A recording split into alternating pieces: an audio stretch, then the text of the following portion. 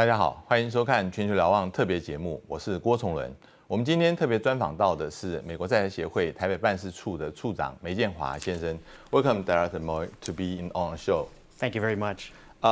Here with me is my Mr. Vincent Chen, who used to be the Washington correspondent for the United Daily News and currently the editor-in-chief of United Evening News. How are you? How are you? Nice Good to to see see you you again. Yeah, good to see you again. First of all, I would like to ask you about the election. Now the election is over, there's going to be another change of government in Taiwan. As a top diplomat representing the U.S. government here, do you find anything that is different this time from the previous regime change in Taiwan? Well, I think that what is remarkable about U.S.-Taiwan relations is the consistency of it. And so I tell many people that we have shared interests with Taiwan, interests in democracy, rule of law, freedom of the press, freedom of speech, freedom of religion, these kinds of shared interests, a shared prosperity, free, open economies. And so that is the sort of backdrop, or that is the real foundation for a strong relationship over time. I think that what's another great aspect of the relationship is that every single time there has been a change of administrations, the United States feels very confident that we are going to have a strong relationship with the new leader. And I have had over the years many conversations with Dr. Tsai. I had a good chance on the night that she was elected to have a chance to congratulate her, speak to her a little bit. I have every confidence that the U.S. government will be able to forge a very strong relationship with her, and I think that we'll have a very cooperative relationship in the future. Would you say that Taiwan is now a mature democracy in terms of either in the power transaction or in policy consistency and all that? Do you consider Taiwan is a mature democracy now? What really impressed us, and I think what the Taiwan people should be congratulated for, is the kind of presidential election that we saw just a few weeks ago. We believe it was free and fair. And the bottom line is that the people of Taiwan had the opportunity to decide. And that's really essentially what democracy is. It is the people making a decision about who their leaders will be. And from our perspective, it was done very successfully. All aspects from our perspective were very much positive. So I would say that certainly maturity. You saw all of the campaign being played out in front of a lively media, but a media that was fair, I think, to all positions. And so both or all three of the candidates got their views out there. And if you include all of the legislative UN candidates, I thought that it was a remarkably free and fair election, especially compared to those that we might have seen 2 decades ago. Well, Director Moy, you have a lot of experience dealing with both the DPP and the KMT. Right. What do you make of the differences between them? Well, again, we feel that when it comes to U.S.-Taiwan relations, both parties are very much supportive of a strong relationship. And so we have every reason to believe that, regardless of which party or which candidate won, that we would be able to have frank discussions with both sides. We're not always going to agree, but I tell you, most of the time we actually do agree, and that's what really impresses me the most. But I think it would be a little bit patronizing for me to come into Taiwan as somebody from the outside to say, this position compared to this position, or this is better than that. I think that's really for the people to decide themselves which positions they are for. And which candidate can best represent them. What I'm here to do as a representative of the United States is to make sure that the communication flows smoothly between the two sides and that we're able to forge some kind of progress in our relationship to make it even stronger. I've said many times in public, on many occasions, I've said that our relationship is as strong as it has ever been. I truly believe that. That doesn't mean that we can't take it to another level. I think that we can make it even stronger, and we have every intention at AIT of doing that. Do you have, you just said that, we have a very strong relationship for both of our two countries. So are you confident that this kind of confidence will continue for the next government to come? I mean, the entire administration. I do. I mean, I'll be very frank with you. I have met with Eric Zhu on many occasions and James Sung as well. And I had every confidence that I could build, or we could build, a very strong relationship with them. To take a step back, in all of our discussions through the campaign season, I was so impressed by all of the candidates because I think that Taiwan really had a richness in all of its choices. They really could do no wrong. Obviously, one was going to be the victor, and Dr. Tsai won. And in our discussions over the years, we have built a lot of confidence in her ability. She's an extremely capable person, as was Eric Zhu and as was James Sung. Very, very capable politicians here. And so that gives me great confidence that in the future we'll be able to build on that more and more. And as long as the communication is smooth, and I think it will be, we should all be confident, and I have reason to hope that we will be in a very good place in the future. Well, the United States sent Deputy Secretary Tony Blinken and Ambassador Bill Burns to visit Beijing and Taipei separately right after the election. Some describe. And Secretary Kerry also visited Beijing on the 27th of January. So some describe those measures as preventive diplomacy.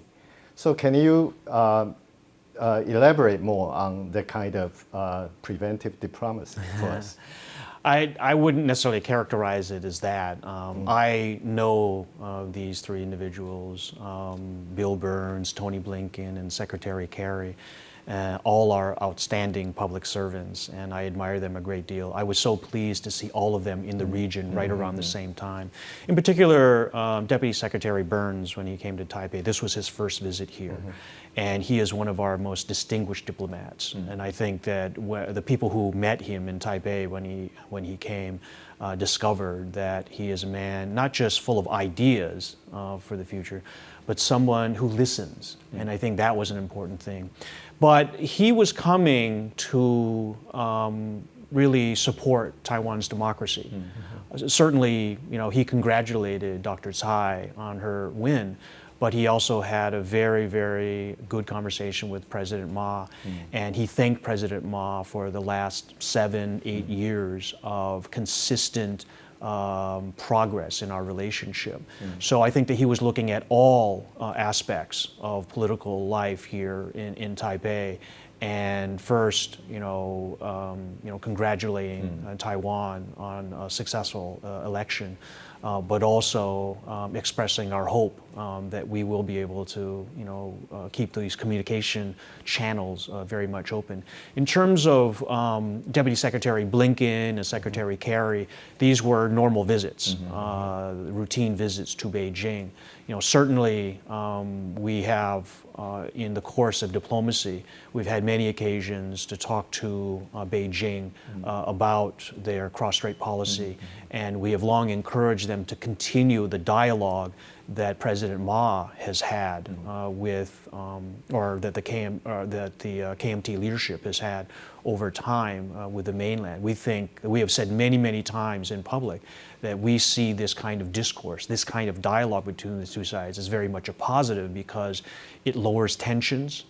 And over the last few years, it has allowed East Asia, the whole region, to develop in a very peaceful and stable manner. And so we had a chance to praise President Ma and to thank him for all the work that he had done. That's what Bill Burns was doing. In Beijing, Secretary and Deputy Secretary Blinken also had a chance to meet with the PRC on a wide range of topics of interest to both our countries.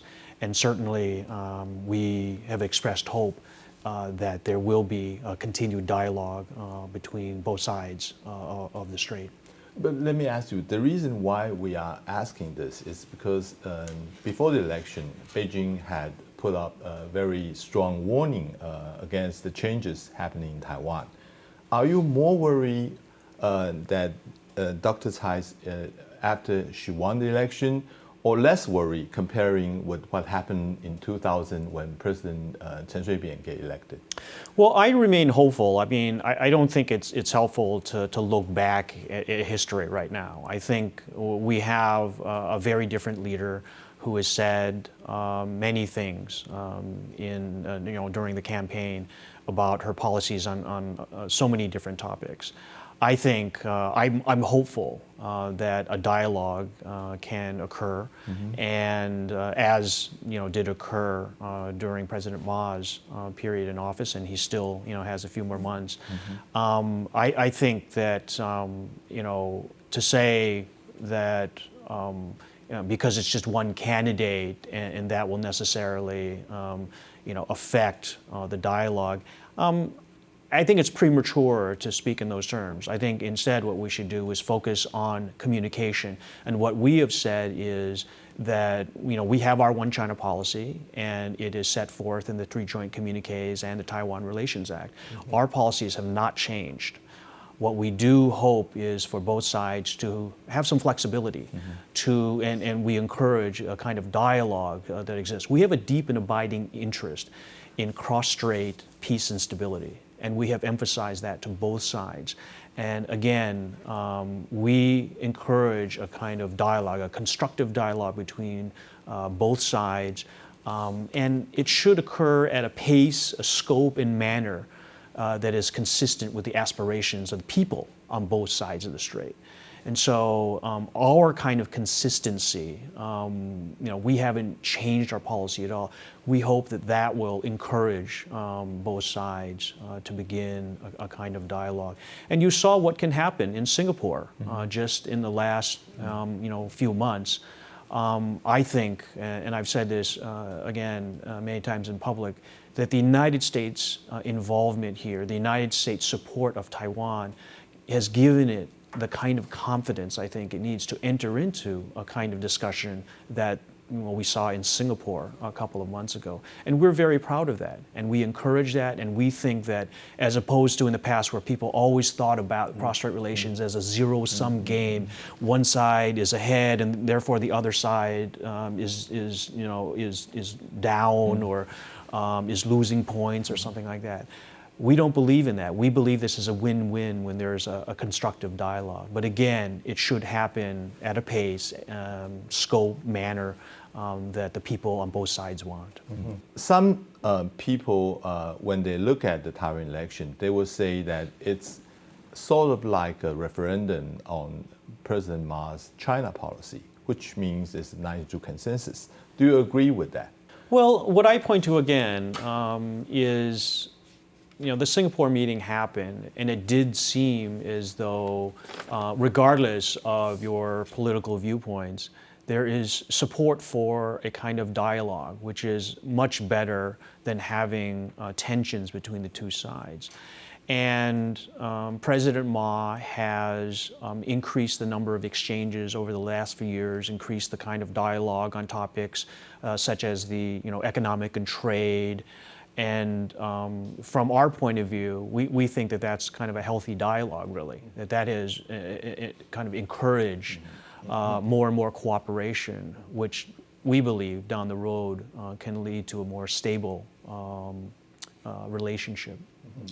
Oh, well, going back to the preventive diplomacy part, well, can you give us a heads up on those two? Well, I mean, Secretary Kerry's visit in Beijing and Deputy Secretary Blinken's meeting with the Chinese Minister of Taiwan Affairs Office, Zhang Zhijun. Well, as I mentioned earlier, these are sort of normal talks that we have. In fact, Deputy Secretary Blinken went for what is called, I think they call it the interim session of the Strategic Security Dialogue, we call the SSD. And so, as you might imagine, there's a lot to talk about because there's a lot going on national security issues in the region. And so I think that there were, I won't sort of repeat what our press spokesman has said in terms of characterizing those meetings, but the U.S.-China relationship has developed so much over the years. It is such a multifaceted relationship. So we talk about all areas from global issues like climate change, counterterrorism, these kinds of issues, to strictly bilateral issues that we have, including human rights. And so you can imagine that when we get together, all of these sort of lengthy discussions, we'll have an opportunity to go over many, many topics that are not just of interest to the American people and the people in mainland China, but also, issues that impact the globe. So, for instance, when we talk about climate change, we're talking about two countries that are, two of the world's, big emitters, and therefore we feel a special responsibility to take action on that. If you're looking at issues like counterterrorism, there's also cooperation that can be had there. Our presidents, President Obama and President Xi, have also talked about issues like cybersecurity and these kinds of things. So these are issues that impact the globe, and so you can imagine the kind of high stakes that we're talking about. But in terms of characterizing it, I think that our spokesman has said it very well. Whenever there's a talk between China and Washington, always Taiwan issue will be brought up. I mean, this had not happened for a long time. I mean, during the past few years, Taiwan issue have been, it's pretty much not mentioned. People know it's there, but people can get around it. But I noticed when Secretary Kerry was visiting China and Wang Yi, their foreign minister, bring that up again, saying that Taiwan issue is still the core of the bilateral relations. What are you thinking on that? Well, that's not really unexpected, to be very honest with you, because we have always anticipated those kinds of discussions. But I would say that hearing that is not extraordinary from my perspective, and so I'm not, I don't feel any greater sense of urgency about it. What we are concentrating on, and I think all sides should concentrate on, is moving ahead with continued dialogue. Confidence building. That's what we should be aiming for, and I think that at least I am hopeful that that can be managed. Well, along with the question about 1992 consensus, how do you, evaluate, the importance and the achievement made by on the basis of that consensus? Yeah. I know the U.S. never characterized it as 九二共识or 1992 consensus, but how do you see, all the achievements that had been made based on that consensus? Right. Well, if you look back at some of our public statements, especially after the Singapore meeting, I think that will give you a fairly good clue as to the U.S. assessment of it. We think that President Ma and the leaders in Beijing have taken some extraordinary steps over the last few years and have built a good foundation for a dialogue.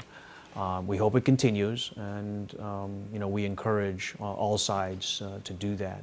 And so I would say that it is generally a very positive assessment. I think that when we congratulated Dr. Tsai on her well-deserved victory, we also took the time to thank President Ma as well and express appreciation for what he has done. Because if you look at the region from a strategic perspective, which is what we always do in Washington, so much of this region's progress over the last few years can be attributed to the peace and stability. And a big part of that peace and stability has been the cross-strait relationship. And the fact that there are increasing dialogues, there are as you know very well, there are so many more exchanges, so many more people from PRC who come to Taiwan, also people from Taiwan who go to the mainland, not just to do business, not just the Taishan, but also people who are going there to visit on vacation and are enjoying themselves.